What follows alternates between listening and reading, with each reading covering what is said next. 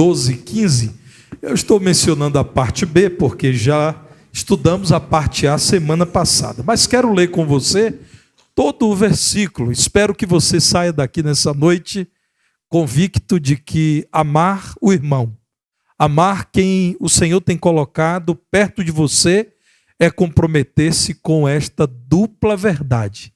É uma só verdade, é amar. Mas eu estou falando de dupla porque se manifesta em duas atitudes, em dois compromissos. Vamos ler juntos? Alegrai-vos com os que se alegram e chorai com os que choram. Pode assentar, irmãos.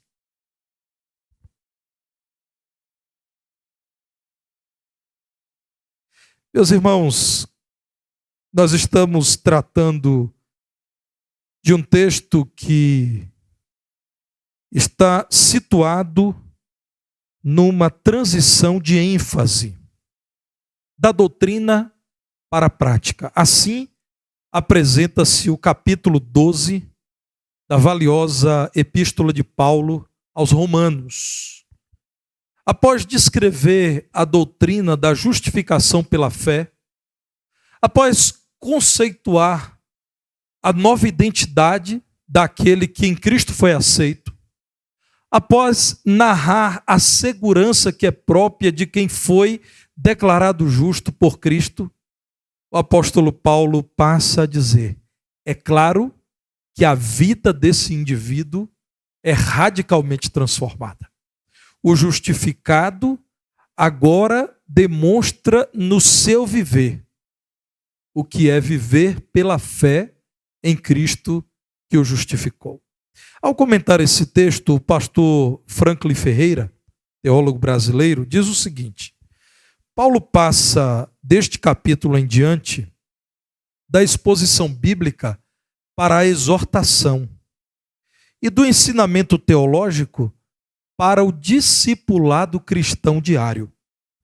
Paulo se preocupa nestes capítulos 12 em diante, não apenas com uma ética pessoal ou individual do cristão, mas principalmente com o modo ou estilo de vida da nova comunidade que Jesus estabeleceu com sua morte e ressurreição.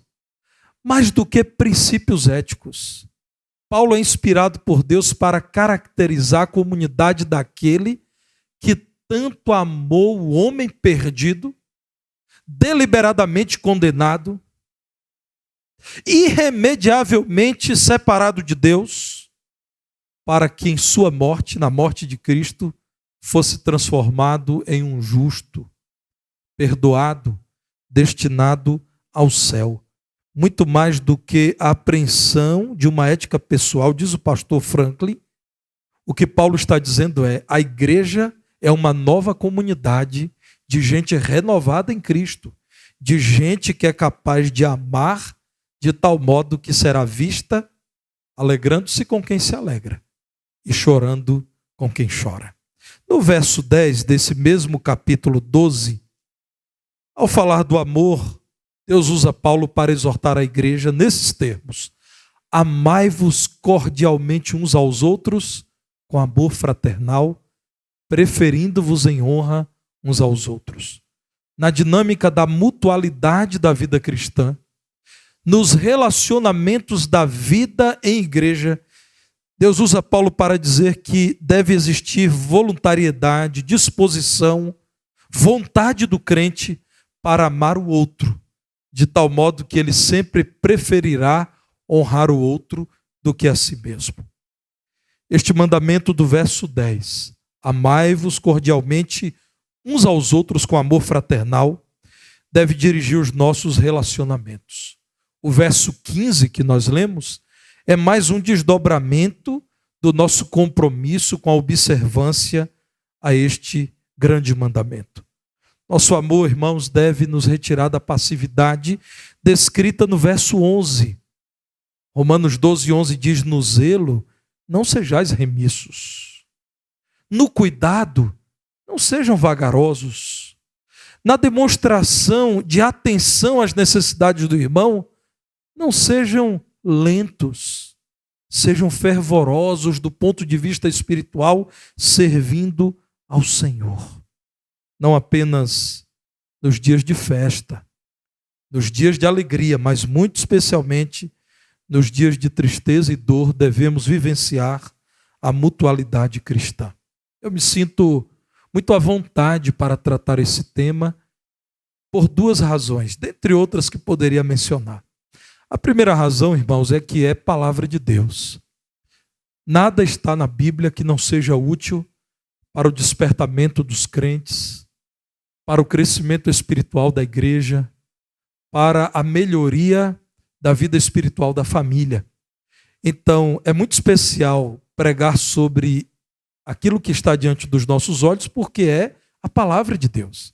Mas, em segundo lugar, irmãos, porque eu estou falando a uma igreja imperfeita, a começar pelo pastor titular da igreja, que é imperfeito, mas eu estou falando a uma igreja imperfeita que tem se esforçado por praticar os mandamentos da mutualidade cristã. Pouco tempo atrás, você estava sentado em um culto aqui e um pastor, membro da nossa igreja, convocou os irmãos a ajudarem os missionários que estão na Amazônia, nossos missionários, adquirindo barcos para esses irmãos. Vocês responderam, irmãos, de modo extraordinário. Aquilo que lemos Paulo, da parte de Deus escrevendo, aquilo que lemos no culto hoje, nós vimos aqui. Os irmãos deram muito mais do que nós poderíamos esperar. Dias atrás, um grande grupo, mais de 40 irmãos, saíram daqui para a cidade de Pompéu, para auxiliar alguns missionários jovens, chamados, por conta do nome do programa missionário, jovens radicais. Mas, irmãos, eu tenho visto no dia a dia decisões individuais, irmãos que decidem auxiliar o outro. Em muitas visitas eu fico sabendo daquilo que vocês têm feito em resposta ao chamado do Senhor. Como eu dou graças a Deus, irmãos, porque não somos uma igreja elitizada. Nós somos uma igreja de gente que se importa com gente. Como eu agradeço a Deus porque não há frieza nos relacionamentos. Eu tenho muitas provas de que há muita gente se importando com muita gente entre nós. Se ainda não somos tudo o que precisamos ser, oremos. Estamos no caminho. Se ainda falhamos e me coloquem no topo da lista dos que falham, que isso sirva para que dependamos mais ainda do Senhor. Mas eu tenho visto, irmãos, entre nós um ambiente de fraternidade, de respeito, de amor. Irmãos, nas reuniões de liderança dessa igreja, há paz e concórdia. Nos corredores há sorrisos e abraços. Mesmo quando estamos diante de dificuldades e desafios, nós estamos unidos. É bom estarmos juntos e isso é visto nos nossos cultos, isso é visto no pós-culto. Às vezes eu brinco com um irmão ou outro que ele precisa acrescentar a contribuição da conta da CEMIG, porque fica muito tempo e não vai embora, a gente não consegue apagar as lâmpadas. É só brincadeira. Como é bom ver irmãos que depois que o culto coletivo é concluído, gostam de continuar aqui nesse lugar. Meus irmãos, devemos orar ao Senhor para que ninguém fira a unidade dessa igreja e a comunhão que temos experimentado e o ambiente de amor. Meu irmão, se alguém te procura para falar mal do irmão, repreenda-o. Diga para que ele vá ao irmão e converse com o irmão. Meu irmão, se existe alguém que covardemente, no anonimato, nos corredores, critica duramente um líder da igreja, repreenda-o e peça que ele procure o irmão que é líder e converse com ele. Não permita, meu irmão, que ninguém, de modo covarde e carnal, fira a unidade que, pela graça de Deus, tem sido vista nessa igreja, a comunhão, o ambiente de amor, o ambiente fraternal. Meus irmãos, toda terça-feira, pela manhã, estou reunido com os coordenadores de ministérios dessa igreja e muitas vezes tenho sido abençoado com a presença dos nossos vice-presidentes, né? Que são duas bênçãos em minha vida, os irmãos já sabem disso. o irmão Timóteo, o irmão Cleivson, e me abençoam muito com a parceria, a presença, a amizade. E por vezes nós, em nossas reuniões, nós rimos porque percebemos que o ambiente é um ambiente tão agradável, mas tão agradável que é possível também ter o momento do sorriso, o momento da descontração. Isso é um reflexo da graça de Deus sobre nós. Às vezes eu ouço falar, irmãos, de igrejas que perderam isso, de igrejas que já não podem mais ter um pastor no púlpito dizendo isso, e é possível até que o próprio pastor esteja ferido, já não acredite nisso, já esteja cansado. Ore, meu irmão. Irmãos do Ministério de Oração, orem por isso, para que Deus preserve-nos assim unidos, vivenciando paz, tendo comunhão, alegria. Há um ambiente de amor em nosso meio, isso é traduzido pela forma como demonstramos nos importar com o outro.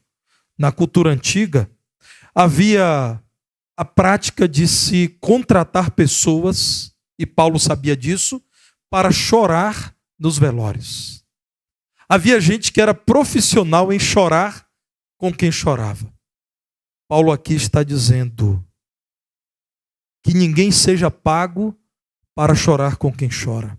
Vocês, irmãos, que se alegram com os que se alegram, chorem também com aqueles que choram. Seria uma vergonha para um cristão dizer que no momento da tristeza não houve um irmão em Cristo para chorar com ele a dor dele.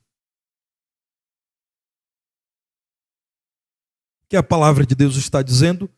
Chorar com os que choram é colocar-se no lugar do irmão.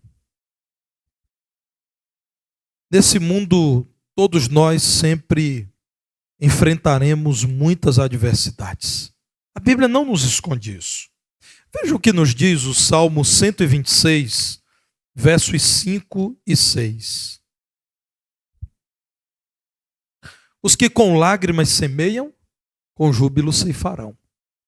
Quem sai andando e chorando enquanto semeia, voltará com júbilo, trazendo os seus feixes.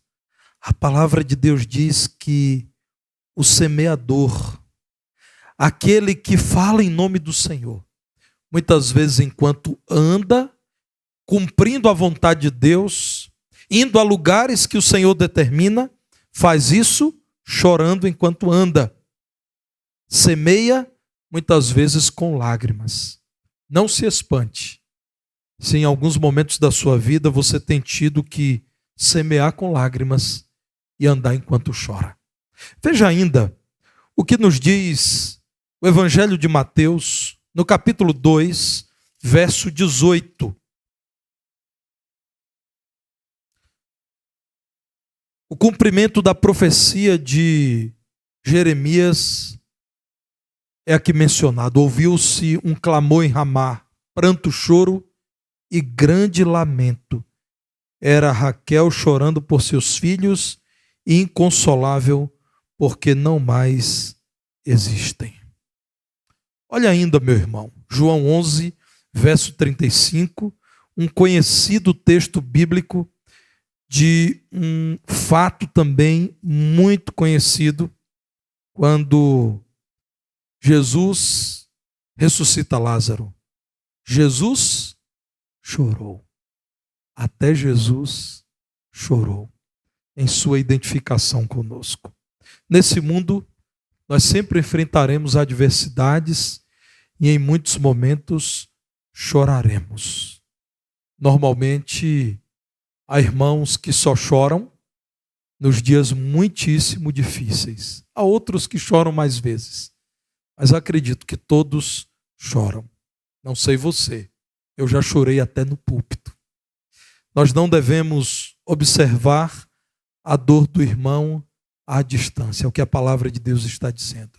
Chorem com aqueles que estão chorando. Não sejam lentos, não sejam vagarosos no cuidado com o irmão. Uns aos outros, cuidem-se de tal modo que quem chora verá alguém que chora também ao seu lado. Nós devemos demonstrar como queremos ser tratados no dia em que choraremos. Nós demonstramos isso na atenção com o irmão que chora. Quando alguém chora porque está sofrendo, e você chora com ele, você está dizendo: no meu dia, esteja comigo, esteja ao meu lado e chore comigo. Pois bem, irmãos, eu quero mais uma vez mencionar aquilo que já foi tornado público nos grupos de mensagens desta igreja. E só vou mencionar para os irmãos, porque o autor das mensagens, que é membro da nossa igreja, tem pedido que isso seja publicado e ele tem falado do seu desejo de que a igreja saiba disso.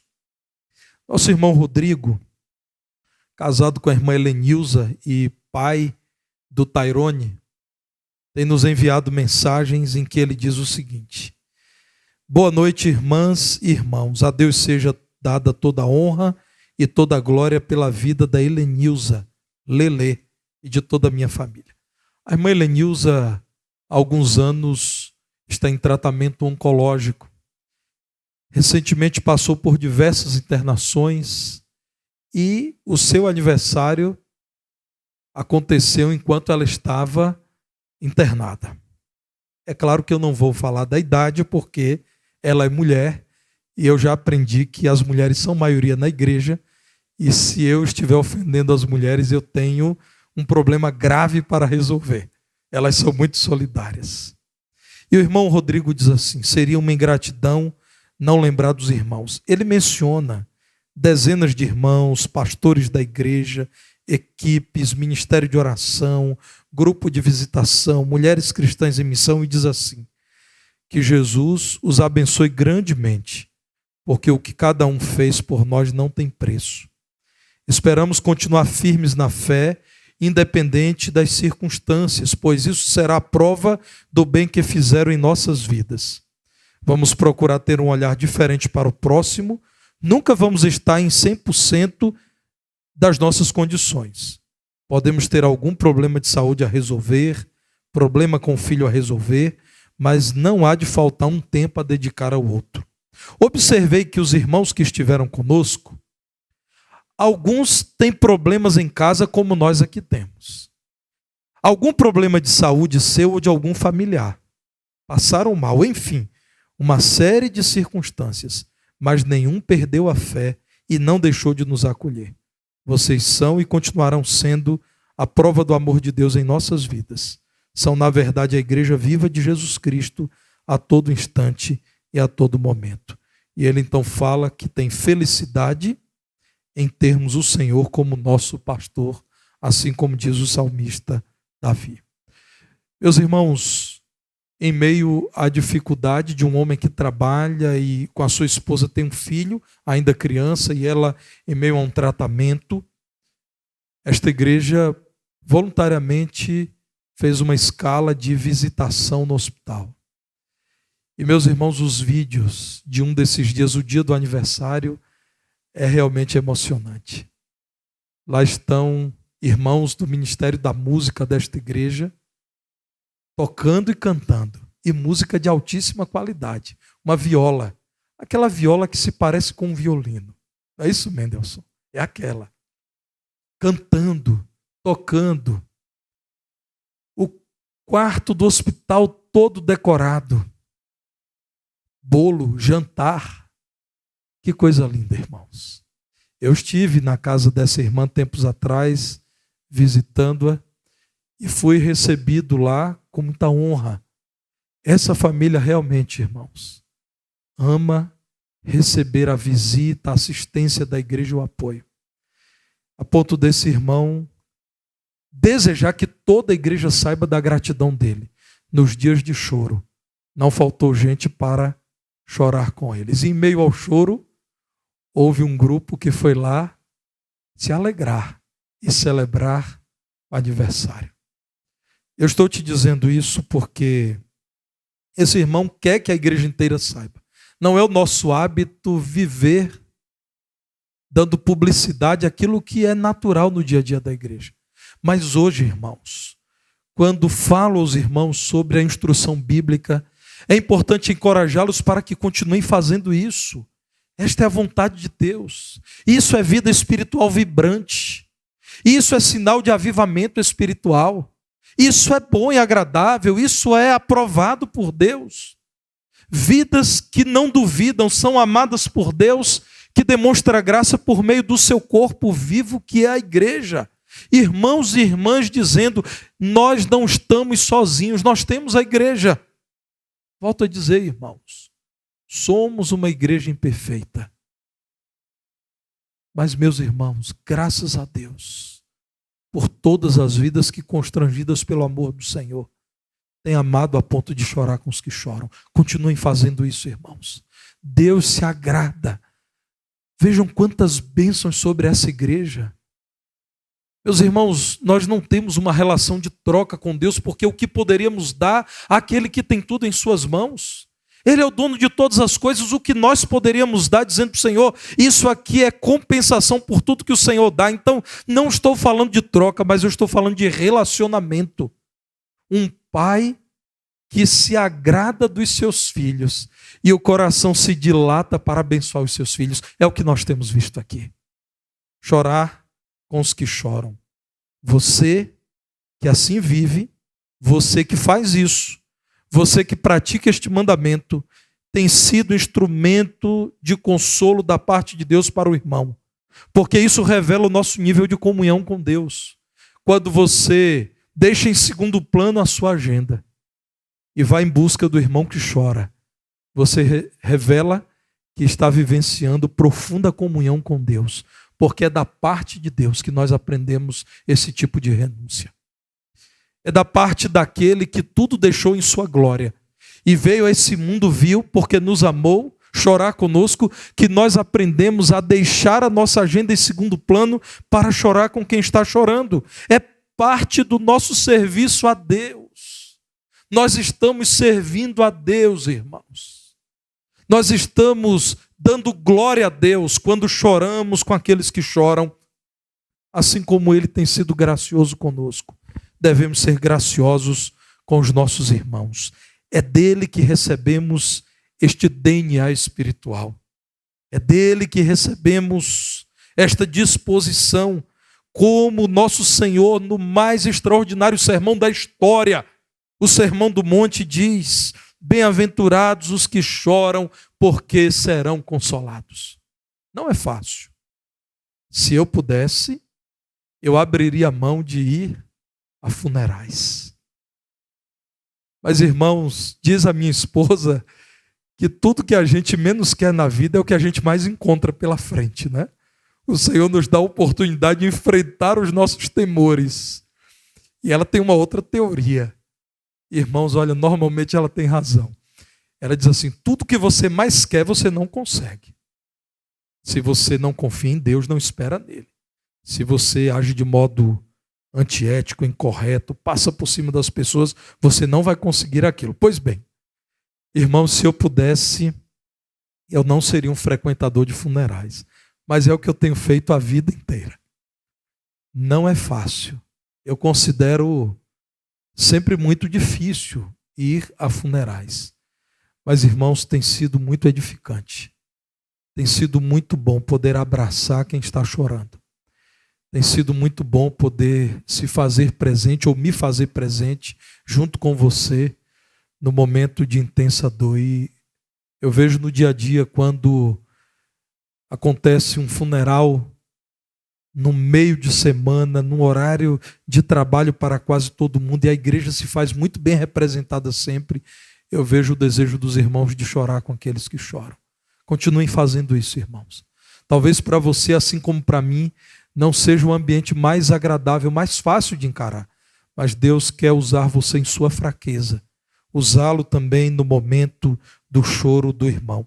São bem-aventurados os que choram, porque eles provarão o consolo, e Deus usa você para consolar quem chora.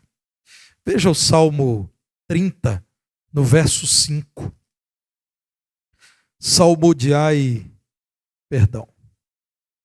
É isso mesmo, eu vou começar do verso 4. Salmo 30, verso 4. Salmodiai ao Senhor, vós que sois seus santos, e dai graças ao seu santo nome, porque não passa de um momento a sua ira. O seu favor dura a vida inteira.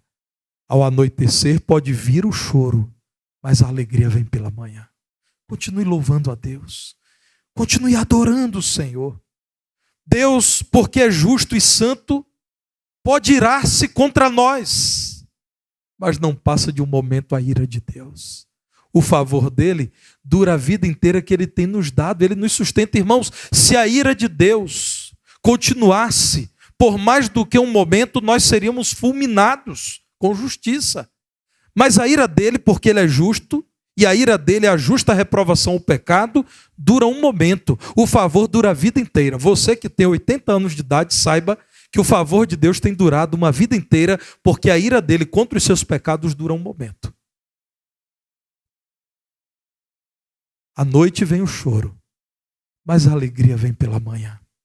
O Senhor quer, irmãos, nos usar para consolar aqueles que estão atravessando a noite densa do choro, para que eles conheçam a manhã luminosa da alegria, do consolo.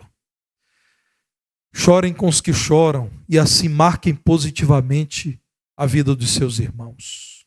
O seu irmão saberá que Deus sempre providencia consolo para os seus servos, porque no choro dele, servos dele foram enviados. O seu irmão saberá um pouco mais de quão importante é a vida em igreja, numa época, irmãos, em que tanta gente pecadora, falha, miserável, é intolerante, impaciente com a igreja. Espera da igreja de Cristo um padrão que não tem para si. Numa época em que as pessoas querem jogar fora a igreja, querem um cristianismo manco, querem um cristianismo amputado, sem igreja. Não há cristianismo sem igreja. Você não tem melhores ideias do que as ideias de Deus. Queira você ou não, esteja magoado com a igreja ou não, a igreja é o plano de Deus e Cristo virá buscar a sua igreja. Até a volta de Cristo, a igreja dele sempre existirá.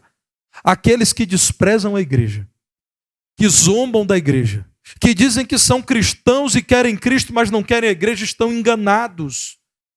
Cristo Jesus nos apresentou uma boa notícia completa que inclui a inserção do salvo em um corpo que é a igreja. Quem despreza a igreja, despreza a vontade de Deus.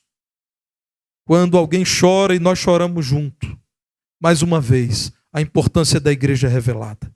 Segundo aos Coríntios capítulo 7, veja o que o apóstolo Paulo está dizendo a partir do verso 5, sobre irmãos em Cristo muito preciosos. Segundo aos Coríntios capítulo 7, verso 5, porque chegando nós à Macedônia, nenhum alívio tivemos, pelo contrário, em tudo fomos atribulados, lutas por fora, temores por dentro. Porém Deus, que conforta os abatidos, nos consolou com a chegada de Tito. E não somente com a sua chegada, mas também pelo conforto que recebeu de vós, referindo-nos à vossa saudade, o vosso pranto, o vosso zelo por mim, aumentando assim meu regozijo. Paulo está dizendo, Deus enviou o seu servo Tito para nos auxiliar. Estávamos em meio a uma grande provação. Não tínhamos alívio, estávamos atribulados, mas Deus, que é consolador, mandou Tito para nos consolar. E ele fez mais que isso. Não somente pela chegada de Tito, mas também pela lembrança de que vocês, crentes de Corinto, nos amam, têm saudade de nós, choram por nós, zelam por nós. O nosso regozijo aumentou. Meus irmãos, quando nós choramos com aqueles que choram, nós estamos dizendo, a igreja é o plano de Deus e os planos de Deus não são frustrados. Não há um outro plano. Eu sempre tenho dito isso, Deus não tem plano B. Eu tenho plano B. Certamente você tem plano B. Lá na sua empresa, se não der certo este plano, o meu segundo plano é esse. Na aposentadoria, se não der certo por aqui, eu tenho um outro plano. Não é assim que fazemos? Porque, irmãos, nós não dominamos a história, não conhecemos o futuro. não temos todo o poder, mas Deus, que dirige a história, que tem todo o poder, que não se frustra, não se engana, não tem plano B. O plano dele é a igreja. Se alguém não gosta da igreja, se resolva com Deus. Porque quem, pelo Espírito Santo derramado no dia de Pentecostes, relatado no princípio do livro de Atos, foi Deus quem, fazendo isso, criou a igreja. Quem não gosta da igreja precisa conversar com Deus sobre isso. E eu duvido muito que convença o Senhor de que ele errou ao criar a sua igreja. Naturalmente, alguém temente a Deus em algum momento se arrependerá de abandonar a igreja, de atacar a igreja, de desvalorizar a igreja, e voltará ao plano de Deus. Aquele irmão que recebe a sua visita enquanto chora, saberá como deve agir agora, frente àqueles que também choram. O teólogo William Barclay, ao comentar esse texto, mencionou uma história verídica na cidade de Charleston. Ele diz que havia uma mulher, e essa mulher tinha uma faxineira. Em épocas da triste segregação racial, ela era uma faxineira negra. E então o diálogo com essa mulher faxineira, que viu a sua patroa falecer, foi o seguinte. Alguém se aproximou dela e disse assim: me causa pena a morte de Dona Luzia. Disse-lhe: você deve sentir muitas saudades, vocês eram tão amigas. Aquela faxineira disse: sim, senhora. Eu sinto muito sua morte, mas nós não éramos amigas.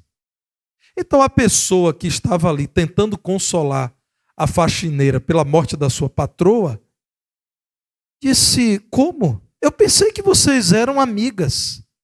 Eu vi vocês duas rindo muitas vezes. Aquela faxineira negra respondeu: sim, senhora, assim é. Nós rimos juntas, caminhamos juntas, mas fomos só conhecidas. Você verá, senhorita Ruth, que nós nunca compartilhamos nossas lágrimas. As pessoas devem chorar juntas para transformarem-se em amigas. Nós não éramos amigas. Você nos viu rindo muitas vezes, mas você nunca viu Dona Luzia falecida chorando comigo. As pessoas se tornam amigas quando elas choram umas com as outras. É mandamento do Senhor também, irmãos, chorarmos com os irmãos que choram. Pratiquemos esse mandamento da mutualidade cristã e assim sejamos fiéis ao cabeça do corpo. Lembre-se que é ensino bíblico. E chorem com os que choram. Vamos orar?